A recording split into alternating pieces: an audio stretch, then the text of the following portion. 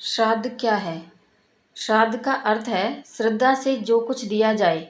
पितरों के लिए श्रद्धापूर्वक किए गए पदार्थ दान, हविष्यान, तिल, कुश, जल के दान का नाम ही श्राद्ध है।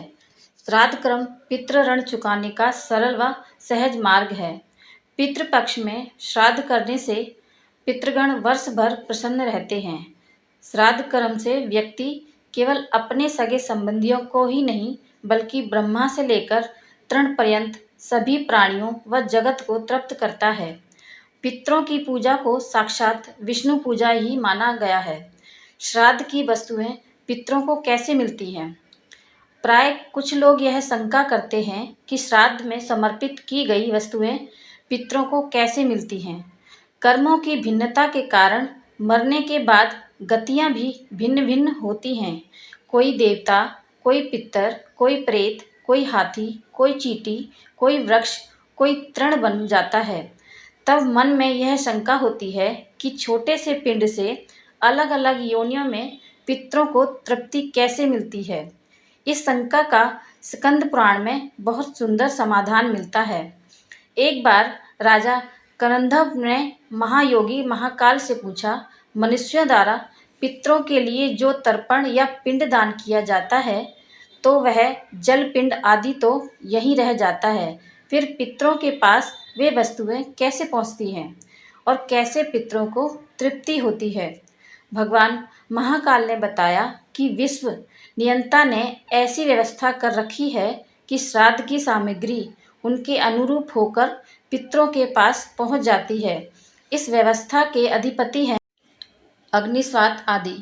पितरों और देवताओं की योनि ऐसी है कि वे दूर से कही हुई बातें सुन लेते हैं, दूर की पूजा ग्रहण कर लेते हैं और दूर से कही गई स्तुतियों से ही प्रसन्न हो जाते हैं।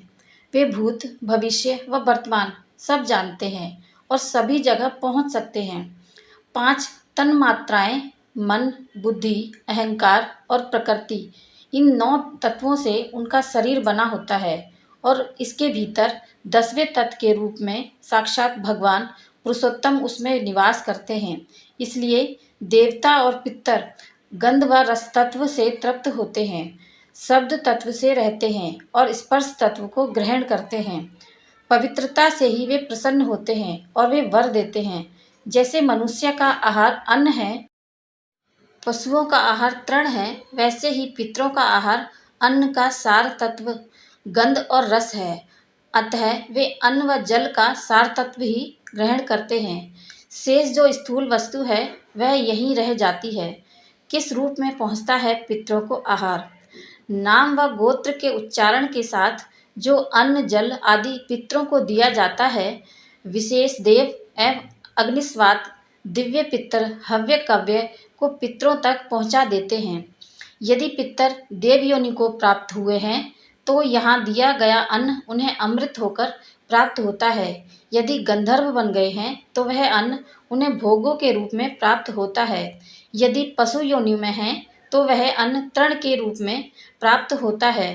नाग योनि में वायु रूप से, यक्ष योनि में पान रूप से, राक्षस योनि में अमिष रूप में, दानव योनि में मांस रूप में, प्रेत योनि में रुधिर रूप में और मनुष्य बन जाने पर भोगने योग्य तृप्तिकारक पदार्थों के रूप में प्राप्त होता है। जिस प्रकार बछड़ा झुंड में अपनी मां को ढूंढ ही लेता है, उसी प्रकार नाम, गोत्र, हृदय की भक्ति एवं देश काल आदि के सहारे दिए गए पदार्थ को मंत्र पितरों के पास पहुंचा देते हैं।